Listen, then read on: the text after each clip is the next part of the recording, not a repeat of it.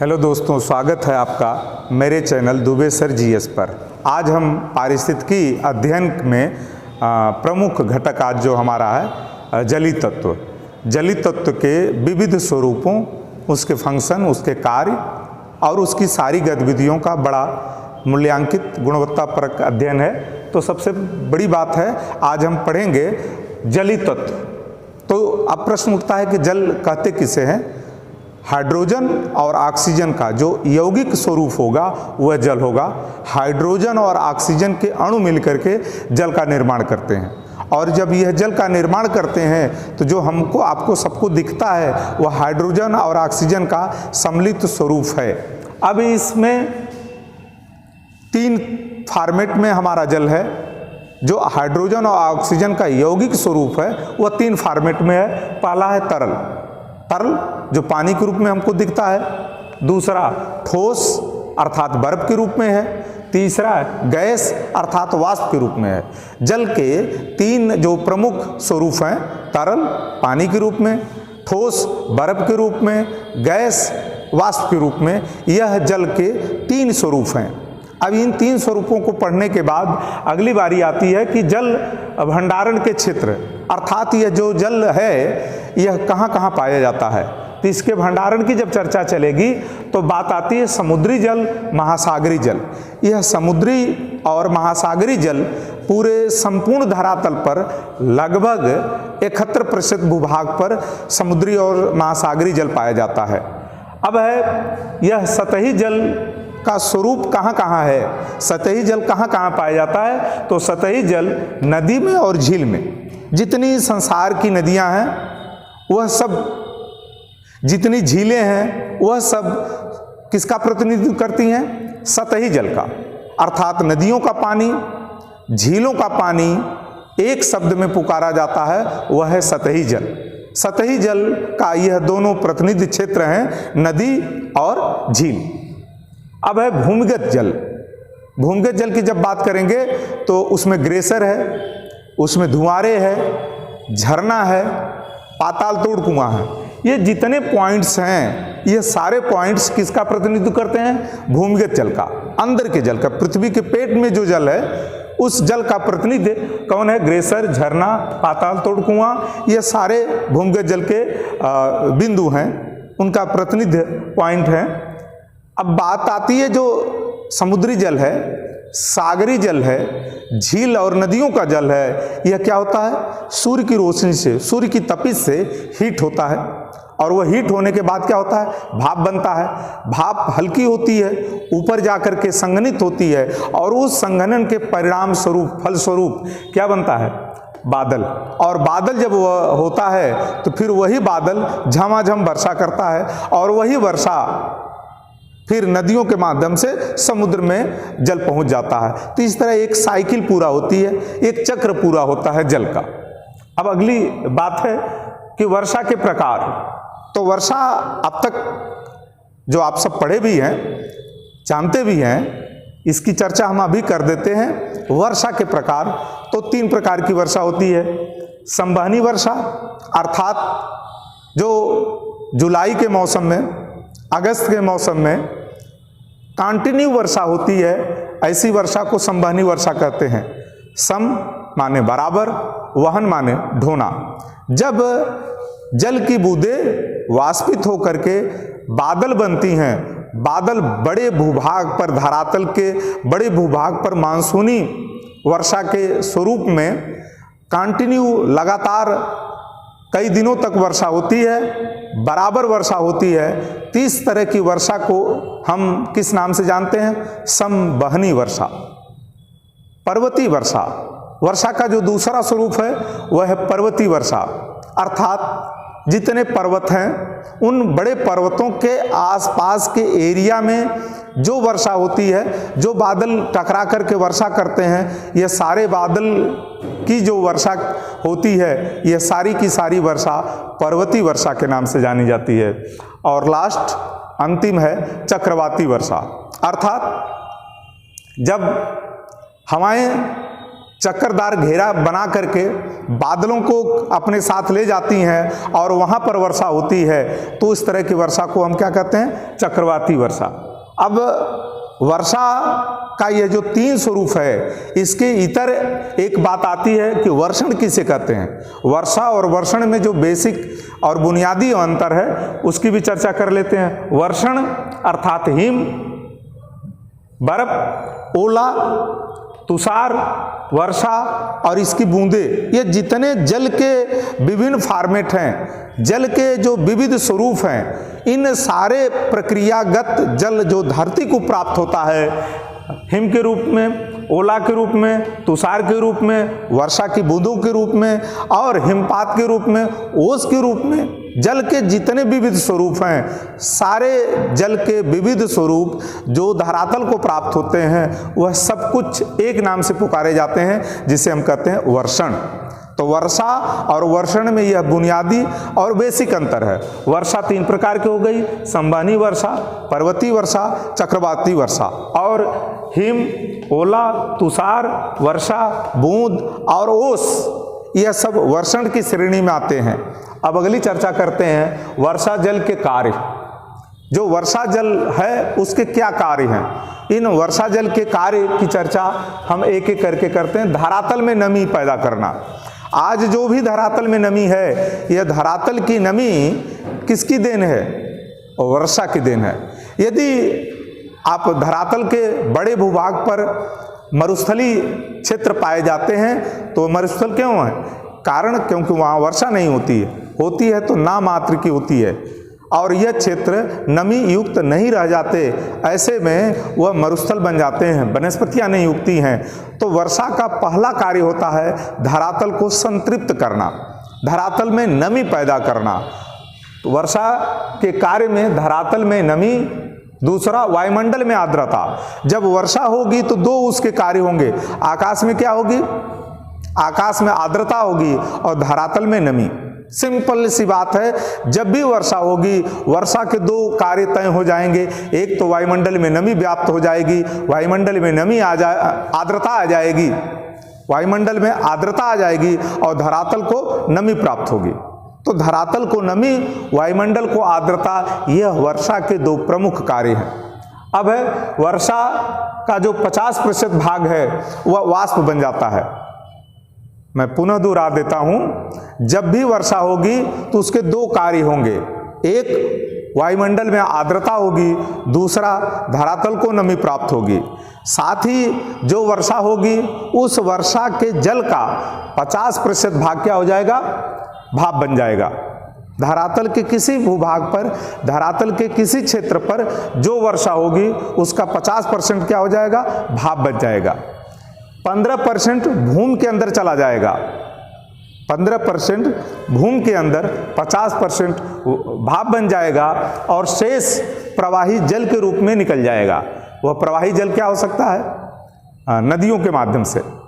जब वर्षा होती है तो वह वर्षा भाप और भूमिगत जल और भाप के बाद जो शेष जल बचता है वह क्या होता है? प्रवाही जल के रूप में हो जाता है, नदियों के रूप में हो जाता है। तो ये 3 स्टेप हो गए। 50% भाप बन जाएगा, 15% धरती के अंदर चला जाएगा और जो शेष बचेगा वह प्रवाही जल के रूप में निकल करके नदियों के माध्यम से समुद्र में चला जाएगा। अब है जल और संसाधन।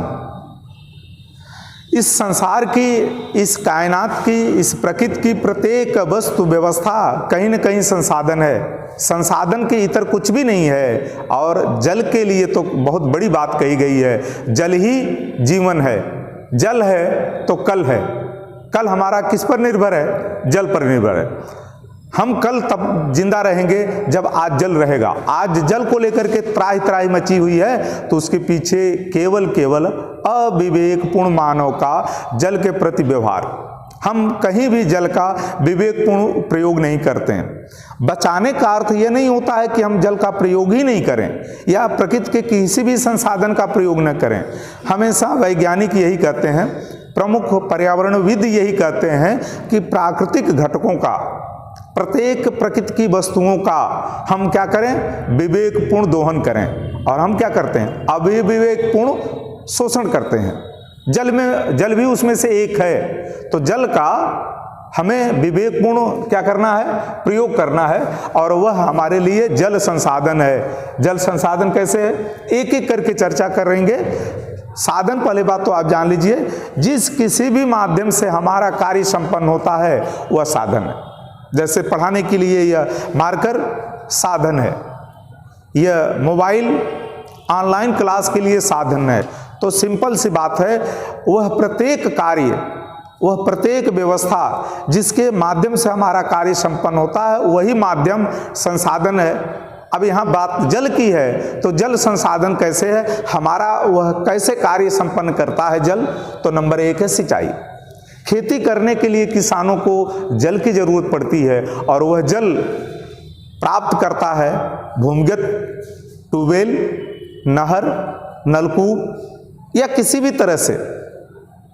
वह जल जो प्राप्त करता है तो क्या करता है, सिंचाई करता है। अर्थात खेती के लिए कोई माध्यम है, खेती के लिए, कृषि के लिए, किसानों के लिए कोई उपयोगी तत्व है, तो उसमें एक है, वह जल है। और जल नहीं होगा तो कृषि कार्य नहीं हो सकता। तो जल कहाँ प्रयोग होता है, कैसे संसाधन है, सिंचाई के रूप में। दूसरा है मत्स्य पालन में। जब मानव आदिम व्यवस्था में था, कृषि का उतना प्रचुर विकास नहीं हो पाया था, तो मानव केवल 2 व्यवस्थाओं पर आश्रित था, एक शिकार, दूसरा मछली। मछली पालन के लिए आज भी बड़े पैमाने पर पॉपुलेशन का, आज भी बड़े पैमाने पर जनसंख्या के उदरपूर्ति का कोई माध्यम है, भोजन का कोई बड़ा साधन है, तो वह है मत्स्य पालन। तो जल सिंचाई के काम आता है कृषि के लिए, जल मत्स्य पालन के लिए काम आता है। परिवहन, अब हाल ही में सरकारें किसी भी देश की हों, अब जल पर परिवहन पर ज़्यादा फोकस कर रही हैं। मैं उदाहरण दे रहा हूं भारत का। आप हल्दिया से लेकर के इलाहाबाद तक, कलकत्ता से लेकर के इलाहाबाद तक नौकायन जल परिवहन को भारत डेवलप कर रहा है। बड़ी बड़ी नदियों में परिवहन, ट्रांसपोर्ट का कार्य किससे हो रहा है, जल के माध्यम से। क्यों? क्योंकि इस पर लागत कम आती है, इस पर खर्च कम आता है, और यह सेफ्टी वाल्व की तरह होता है, यह सेफ जोन होता है। तो लागत, खर्चा, भारत की जीडीपी को ऊंचा उठाने के लिए, कार्य को सुगम करने के लिए जल के विविध प्रयोग हैं, जिसमें सिंचाई है, मत्स्य पालन है, परिवहन है। अब पेयजल, जो अभी हमने कहा कि जल है तो कल है, जल ही है तो जीवन है। आप तो खाए बिना आप 1 दिन, 2 दिन, 3 दिन रह सकते हैं, लेकिन बिना जल के आप 1 दिन से अधिक नहीं रह सकते। जल ही है जो हमारे जीवन को सुचारू रूप से चलाता है। ब्लड में जब पानी की मात्रा कम होती है तो हमको प्यास लगती है। कल्पना करिए कि पेयजल हमारे लिए पीने योग्य पानी नहीं रहेगा, तो देश की, समाज की और हम सभी मानव की, पशु की, जानवर की क्या स्थिति होगी। आज बहुत से जानवर, बहुत से पक्षी असमय मारे जा रहे हैं, तो उसके पीछे कारण क्या है, सारी झीलें, सारे तालाब, सारी नदियां समाप्त हो गई, सिकुड़ गई, जल उनका समाप्त हो गया, अब वो मारे जा रहे हैं। तो पेयजल सबसे प्रमुख व्यवस्था का नाम है। जल के बिना जीवन आधारहीन हो जाएगा, इसलिए पेयजल प्रमुख रूप से है। और आपको बता दें, भारत तो जल का सबसे प्रचुर मात्रा में संवाहक देश है। हमारे यहाँ हिमालय के रूप में पूरा जल वाटर टैंक है, वाटर टावर है हमारे लिए हिमालय। भारत 3 तरफ से जल से घिरा है, भारत की नदियां सततगामिनी हैं, फिर भी बोतल में पानी बंद हो गया और बिक रहा है। ये केवल जल वितरण की दुर्व्यवस्था का नाम है। खैर, आगे बढ़ते हैं। पेयजल की चर्चा हो गई, अब है पशुपालन। पशुओं को खाने के लिए, खिलाने के लिए, उनको नहलाने के लिए प्रचुर मात्रा में, भरपूर मात्रा में पानी का प्रयोग होता है, जल का प्रयोग होता है। और जो कल्पना करिए कि जल नहीं होंगे तो पशुओं का जीवन कैसे चलेगा। उनके खाने पीने से लेकर की धुलाई, नहलाने तक की सारी व्यवस्था जल पर ही निर्भर है। तो पशुपालन हो गया। जल विद्युत, आज हम आपसे बात कर रहे हैं तो यह क्यों? क्योंकि यह बिजली से जो मोबाइल चार्ज है, पूरी लाइट व्यवस्था है, पूरा का पूरा बिजली आज देश के लिए सबसे महत्वपूर्ण है, किसी क्षेत्र के लिए, किसी भूभाग के लिए, तो जल विद्युत। और जल विद्युत महत्वपूर्ण है। कल्पना करिए कि जल ही नहीं होगा तो विद्युत कैसे बनेगी, और वह भी इतनी पावरफुल। कोयले से बिजली बनाना प्रदूषण को जन्म देना है, यूरेनियम थोरियम से बिजली बनाना वह भी कहीं ना कहीं है, लेकिन सबसे सुरक्षित, सबसे अच्छा, सबसे बेहतरीन, सबसे इकोसिस्टम को समर्पित कोई क्षेत्र है तो जल विद्युत। अब है जल विद्युत के बाद उद्योग। विभिन्न उद्योगों में जल का प्रयोग होता है, जैसे रॉ मटेरियल की सफाई के लिए, फैक्ट्रियों में तमाम तरह के जल का प्रयोग होता है, उसके निस्तारण के लिए, सारे कचरे के अपक्षालन के लिए। यह सब प्रकार में, सारे इवेंट में, सारे कार्यक्रम में जल का प्रयोग होता है। तो उद्योगों में भी बड़े पैमाने पर जल का प्रयोग होता है, और एक उद्योग का नाम ले रहा हूँ जो जल के अभाव में हो ही नहीं सकता, वह है जूट उद्योग, पटसन उद्योग। उसके धुलाई के लिए, उसके सफाई के लिए यह सारा का सारा क्या है, जल ही प्रमुख है। जल उद्योग महत्वपूर्ण है। अब है संयुक्त राष्ट्र संघ के अनुसार 3% शुद्ध जल सतही जल और भूमिगत जल है। अर्थात संयुक्त राष्ट्र संघ का डाटा यह कहता है 3%, आप केवल 3% पूरे धरातल पर, यह संयुक्त राष्ट्र संघ का डाटा है कि जल पीने योग्य है, शुद्ध रूप में है, और वह 3% जल भी विभिन्न स्वरूपों में है, कहीं सतही जल के रूप में है, कहीं भूमिगत जल के रूप में है। अब कल्पना करिए इतनी बड़ी आबादी और जल क्या है 3%। कितनी भयावह स्थिति की तरफ हम जा रहे हैं 21वीं सदी में। आने वाले समय में देश का, समाज का क्या होगा। भारत में यह 23% हिमनद में, 3% शुद्ध जल सतही और भूमिगत में है, 23% हिमनद में है। जो बड़े बड़े हिम क्षेत्र हैं, जैसे हिमालय का क्षेत्र है, यहाँ इसी तरह के जितने पॉइंट्स हैं वह हिमनद के रूप में जल कितना है 23%। 2% नदी और झीलों में है। जो हमारी नदियाँ हैं, जो हमारे झील हैं, यह झीलों और नदियों में 2% है। भारत में 1955 में 5277 घन मीटर प्रति व्यक्ति शुद्ध जल था। अब कल्पना करिए यह 1955 की दशा थी, और आज सिकुड़ करके जल की शुद्ध मात्रा बहुत कम रह गई है। 2025 तक 1496 घन मीटर प्रति व्यक्ति यह रह जाएगा। तो इस तरह जब आबादी बढ़ रही है, जल का विवेकपूर्ण प्रयोग नहीं होगा तो निश्चित है कि जलाभाव जीवन को हमारे समाप्त कर सकता है। पक्षियों के, वनस्पतियों के, आप देख लीजिए बड़े पैमाने पर वृक्षारोपण होते हैं और वो सूख क्यों जाते हैं। 2 चीज़ें नहीं हो पाती हैं, एक तो समय से उसको जल नहीं मिल पाता पौधों को, और दूसरा उसका रखरखाव नहीं हो पाता।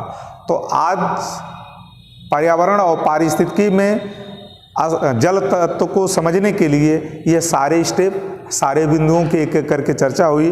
अब अगले टॉपिक पर चर्चा अगली वीडियो में। आप यह वीडियो देख करके एक कमेंट जरूर करिए, जिससे कि आगे इसमें और बेहतरीन पॉइंट्स को जोड़ा जा सके। यदि चैनल को सब्सक्राइब नहीं किए हैं तो एक बार कर लें, जिससे समय समय से आपको वीडियो मिलती रहे। बहुत बहुत धन्यवाद।